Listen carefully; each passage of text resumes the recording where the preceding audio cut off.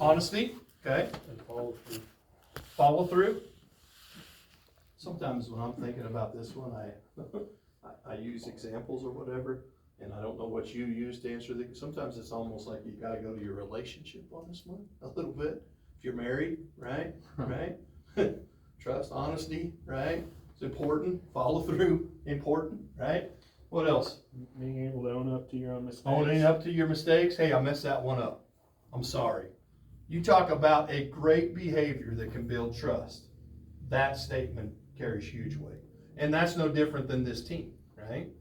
Dietrich's ability to say that sometime down the road, I think she kind of already owns something a little bit tonight in regards to that, but saying, hey, I missed that one, all right? I'll work on that, I'll learn from that, I'll do it again, right? It could be a power of building trust with you and vice versa as a board. Sorry we let you down on that, right? I shouldn't have. I got caught in the moment, got hit up at the grocery store. I probably shouldn't have made the comment I made, and that's out in the community now. I'm sorry about that. Okay, that's not gonna happen again, right? Those trusting pieces of that. Okay, what else? Behaviors that build trust. Communicate. Just again, communication comes up big time, right? Effective communication both ways. All right? Thank you for that. What else? Transparency. Transparency, right? So, you know, I was down here for the soup search, obviously. It somewhat surprised me when we did the earlier things, I didn't hear that word come up. Because I think I heard that a little bit in some of the soup pieces, characteristics and what we were looking for, and more transparency was needed, probably. Now, that fits in communication too, right? But transparency, there's ever this feeling that we're hiding something from one another. Again, both ways. Teachers hide, you feel like, I just don't think I'm getting accurate information. Trust starts to erode. And the same way going the other way, right? That you guys would be hiding things from her. Not, I'm getting half truths, I'm not getting the whole story, right? That we're just really forthright and transparent in that. Anybody else want to weigh in on that? Okay, what about behaviors that damage it? Gossip and lies. Basically the opposite of all those. The opposite. That's about what I have. Gossip and the lies. Mm-hmm. What else? Not following through. Not following through, okay. What'd you say? Self-centered. Self-centered, okay, all right. Thinking I have all the answers, my ego gets in the way, etc. Anything else that pops in your Trying mind? to pass the blame. Passing the buck, right? Not taking, okay, opposite. I own things, now I'm not owning that, right? I don't own that, all right? Anything else? That gets me in trouble. I end up taking the fall for too many things of my district on that sometimes, like, hey, that's my fault, I messed that one up. And then there's a conversation later about, you ever put me in that situation again? I ate that one for you this time, I'm not doing it again, right? But own it, at the end of the day, just own it and then work on it. Anything else? Breaking confidentiality and purposefully sabotaging the team. So the confidentiality. In this role, maybe in other things, maybe not quite as important, but in the role of school board superintendent relations and what we do, confidentiality is huge, right? And it's hard. It is hard as a board member, right? I think it's really hard because there's a 3-hour meeting in which a lot of things were talked about. We did a lot of information. We had this 1 10-minute executive session, right? But then now you're out 2 weeks later and you're talking and, oh crap, was that an executive session? I shouldn't have said that, right? It's hard. It is hard, right? To remember what was, and I'm just giving you an example, right? It doesn't mean your intentions were wrong. It just means sometimes there's a challenge on that. You got to remind yourself of those confidentiality things. All right, anything else?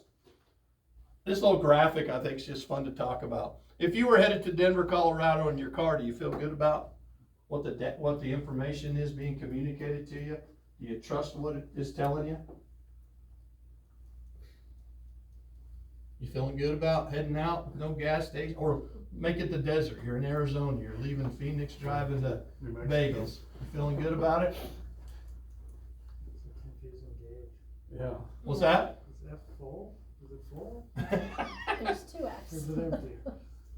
There's 230s, there's 250s.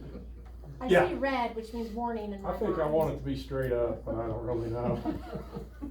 So the point is, like, your first reaction when you first looked at it, if you, just real quick you looked at it, you probably were like, yeah, if it were great, I'm about full. Got a 3/4. Then all of a sudden you start analyzing a little deeper and, oh, really? Am I 3/4 full? Like, there's another F on there. What the heck's that mean? Okay?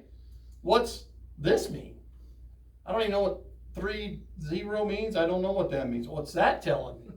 Right? There's just a lot of stuff. What's the color mean? Does that make me feel good, or is that saying caution? There's just, right? So It's like you told AI to give you a gas gauge. give me a gas gauge that is accurate, right? Exactly. So anyway, I'm moving the wrong way on my clicker, right? So again, I talked about different views a little bit, trust, effective teams.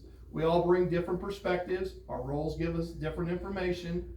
Our experience shape what we notice first, okay? But then if we dig in a little deeper, we also see things differently. I think the challenge is always that. I don't think we can change somebody's opinion or views and beliefs, okay? Can we get them to kind of look at things different is, I think, our goals when there's conflict, right? Their fundamental reason for how they believe will never change that. Can we get them to look at things through a different lens sometimes? We are all working toward the same destination, okay? All right, so we talked about teams. Let's talk about roles a little bit. I already kind of gave you this watchtower approach, okay? That the board, that's what you guys set. You ensure the district is well run.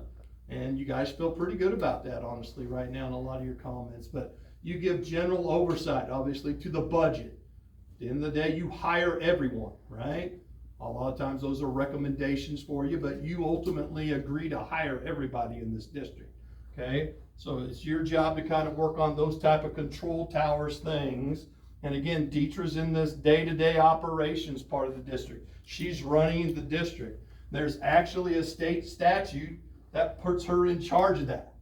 There's sometimes that comes up. A patron or somebody will say, well, you can't. Actually, she can, all right? She is given legal guidance, state statute that says she's in charge of the district, right? The operation of the district. She'll have charge and control of the public schools, and then there's some other things. It's actually like 3 pages long, subject to the orders, rules, and regulations that which you roll out, right? So you guys' number one job in this district is, and I know it's thick and it's big and it's a 3-ring binder somewhere. Teacher, where's it at? Have you figured it out yet? No, She's district right in office. my office. It's Yep. in my office. Joanna's office. But at the core of it is, you guys set those policies and she implements them and the decisions to do that, right? It's kind of how it should work. Here's another way to kind of look at this board governance, kind of time clock piece of it a little bit. The board's authority versus the superintendent's authority. And we just want to be clear about those, because sometimes when those get muddy, then we have problems a little bit, okay? And so again, the board operates above the red line, right? You guys establish the vision, right? And that's really important, okay? Obviously we have a new superintendent here, and I've already heard a little bit. We do a lot in this district, and that's gonna keep moving regardless of who's sitting in the chair.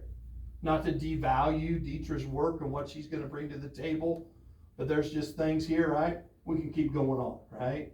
Right? Because the district has set the vision, right? That's number one thing. We can operate, right? Right? We adopt policy, I already talked about that, okay? But then, after adoption of policy and setting the vision, really the plans come from the groundwork up, right? Teacher working with your great teacher teams, the KISA team, those things have come up, right? That they're in the trenches, they're doing the work, they're developing a plan, they're implementing the plan, they're even actually monitoring, is this plan working? And then that kicks up to a point where then you guys evaluate that, right? Whether that's, hey, you're doing these things, you said we were gonna do, how we doing on those things? Now that's back to your role, okay? We get messed up sometimes when the boards want to kind of jump into these two areas, right? Working really hard to say, well, I think this is what we need to be doing in the 3rd grade for improve our reading scores. You have experts, right? Been doing this a long time, right? And they're going to implement a plan, obviously communicating that with you and everything else. And if we stay in that, the board kind of answers these two questions. They set the stage for the why and the what, right? The superintendent is, here's how, and ultimately the why that feeds back to that one, okay? It's kind of reworded the ends and the means. You guys control the ends, how we get there, up to the superintendent, okay? So to avoid those turbulence things, I kind of caution you that maybe coming somewhere down the line, we can look at these 4 principles, carefully consider all the information about the issue.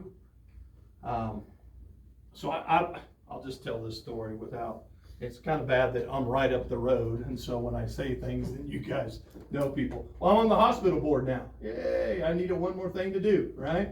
But I had my first meeting the other night. And living in the world I live as a school board member and trying to live on this principle, right? Working with my board as superintendent. Something was presented and we acted on it in like 15 minutes. And maybe it's just because I'm new and I didn't say anything because I'm going to get my feel of how we operate. I don't want to rock the boat, right? But to be honest with you, I'm sitting there like, we're going to vote that expenditure for that without really a whole lot of information on it? Should we not get some information, think about it, and keep digging? That's what you got to be careful of, okay? Is those types of quick acting things that sometimes they're emotional decisions.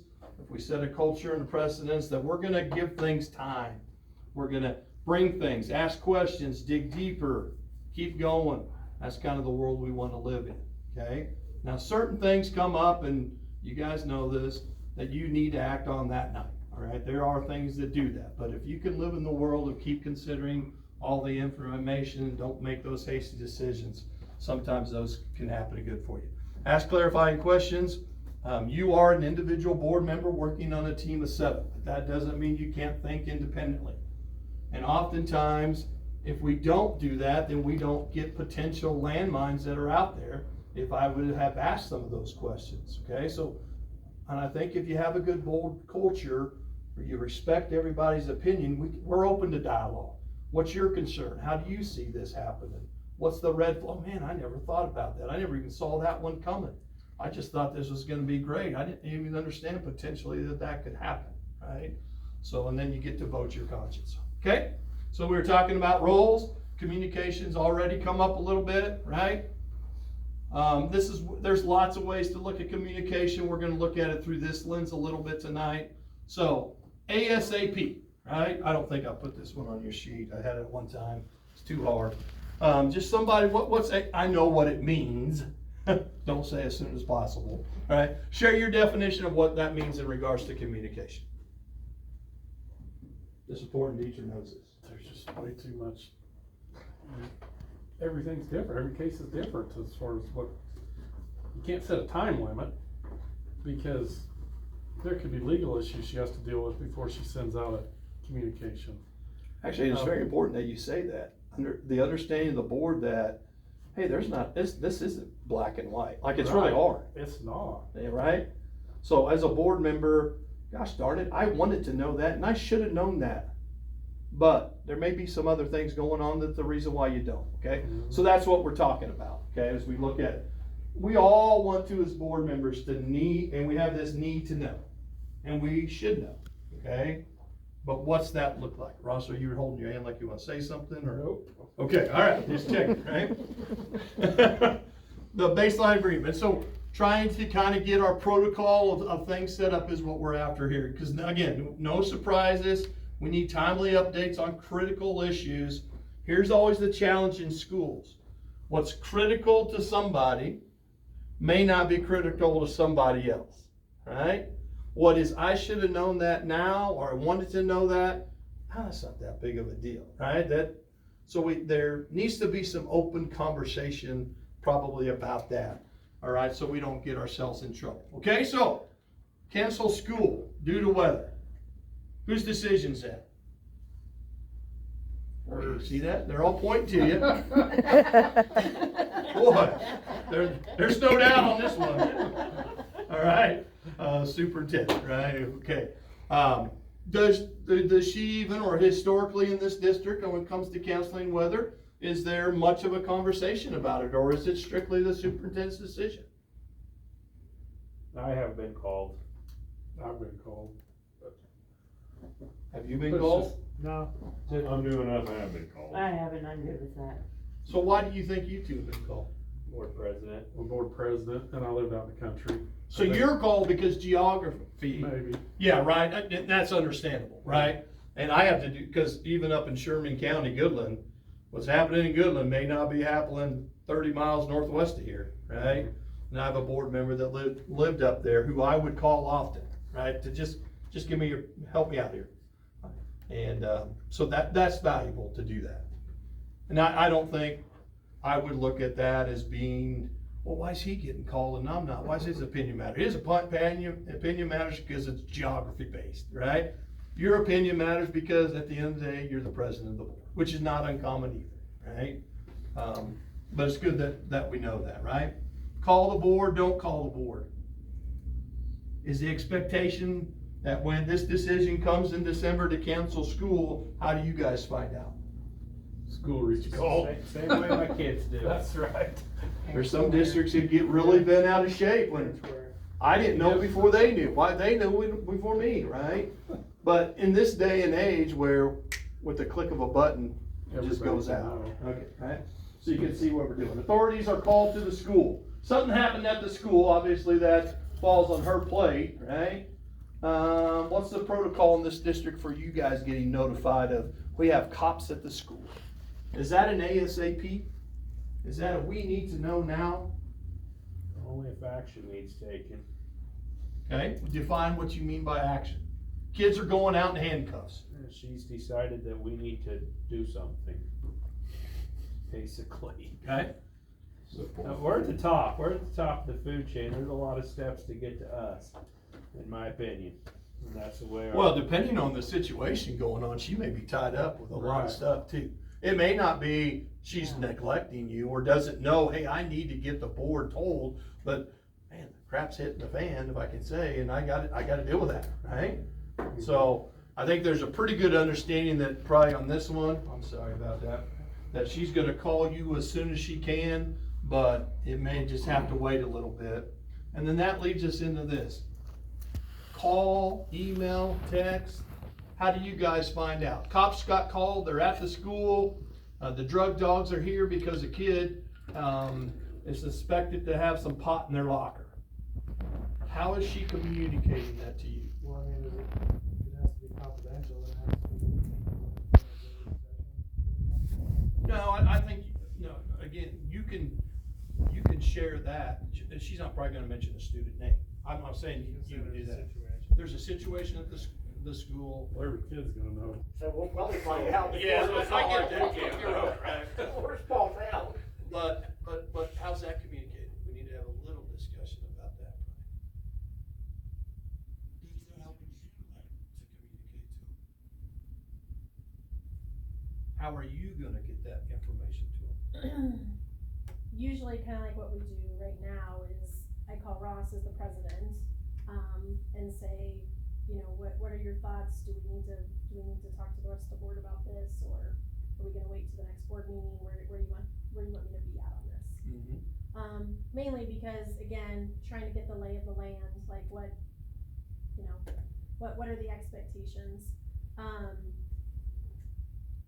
You know, it's easiest to just send emails out, but I'm cautious because we don't have school emails for board members. They're all personal and private emails, and so then who else has access to those emails then?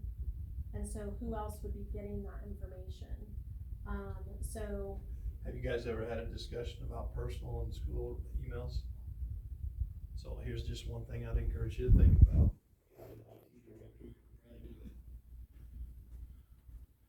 With the world right now and coma and all these violations that have happened and people's demands on you as public figures, right? If somebody wants to come after, request your email and have access to your email as a public record, do they get just what they want or all of it? All of it. So if you don't want somebody to have your email, when it comes to 85% of it is not school related or more, whatever it is, I'd encourage you to think about having a school email for communication purposes. Because sometimes that has come up in some districts, right? Where they're demanding the emails from every board because there's whatever, right? And that's the email that they've used for communication. And you don't get the choice when that affidavit comes through to go through your email and say, well, I don't want you to see these. So does your board do that? They'll have school email? All, my board has at USD352.org, right? Yeah, they have an email. Now, again, the setup is, it can come to their other email, but that address is the one that's related to school business. So just think about that. You can do with it what you want on that. So that's why I don't send things via email. I usually just pick at, like, for the special board meetings, I just picked up the phone and called each of them. Yeah. Yeah. Because the only thing that would be requested at that time would be. The thing tricky about email is, be honest, how many of you are checking email on a regular basis during the day? Okay, 2 of you do. Some of you have it, it's more of a, hey, when I get home at night, I look at it. Yeah, once in a while. Okay, so if we're talking about some, yeah, right? So there's a potential, this has delayed communication on it. There's the potential that you'll hear about it from a patron before you looked at the email, right? So just as long as you're aware of that, right? I know my board, when we're talking about these types of issues, email doesn't work because a lot of them don't look at email on a regular basis. I either have to call them, right? Or can you text message? You can, for information purposes, right? Especially when it comes to school crisis types of situations, right? She can text you, right? Information. We don't want discussion, and there's no action, right? It's only information, right? As long as you do that, nobody click reply all, nobody answer the text group, right? Because then we got a reply, right, which constitutes a conversation is happening outside of the board meeting, right? So we never want to get into conversation, but information, right, in an important issue, that's never gone to where, like, legally you can't do that, right? And everybody kind of, so you can do that. It just kind of depends what you want to do in regards to that, okay? I know, I'll just give an example, right? I don't know if it happens here, right? But if we have a call to 911 or police, whatever gets called, the whole army comes flying, right? That's like we have fire trucks, we have 8 police cars, and hey, we have a kid who fell down and needs a little attention. But what? And so what's important is when people start seeing vehicles, fire trucks, cop cars, sirens at the school, there's a little bit of information lag where they're thinking worst case scenario. Is that fair? I think that happens in Goodland anyway. Like what is happening, and their mind goes to a bad place, right? When the reality is, hey, we had a kid who fell down and is having a seizure, right? This happened this spring, right? And ultimately, the time ambulance got there, he was fine. But man, lights flying, everybody's there, right? And I've had conversations about that, but I don't get to dictate that. So it's probably in some of those situations, again, can be a text message to my board saying, hey, we have a student health issue. It's not serious going on at the school right now. Don't say the student's name. Don't really even get into the specifics of it. Just, hey, this is not a school crisis like, hey, we got a kid with a gun in the school. This is a student health issue, not a crisis situation.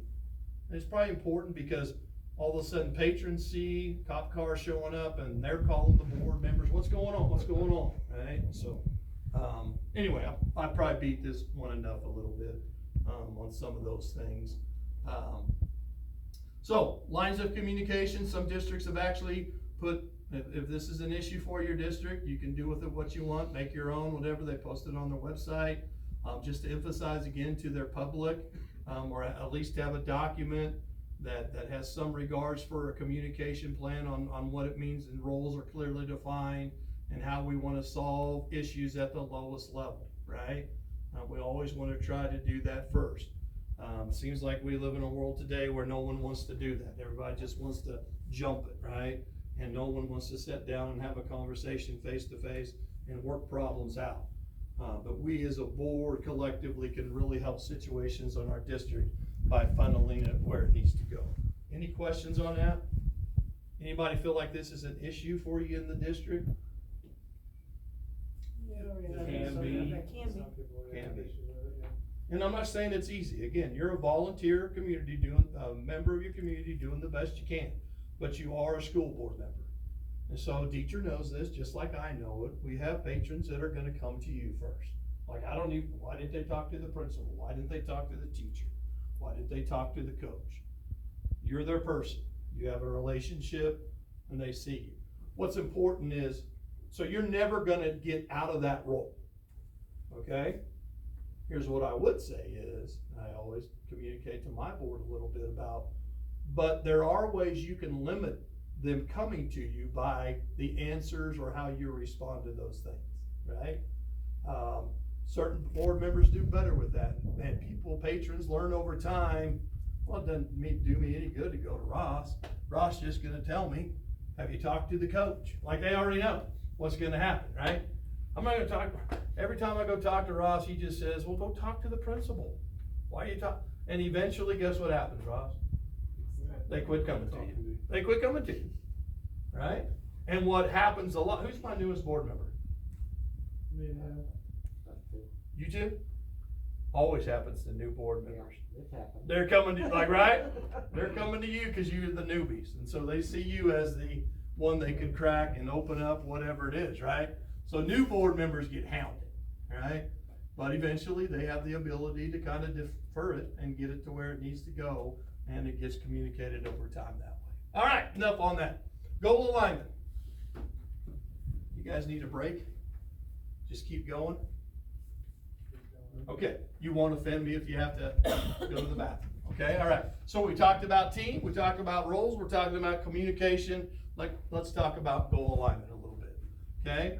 On this piece of paper, and I did this more as just a potential sentence or two. What does a student need to be able to do to succeed in life after leaving our system? Okay, on the back of your paper, I'm gonna get you back into writing mode. What does success of your students look like? How do you quantify that here in Sharon Springs? Voila.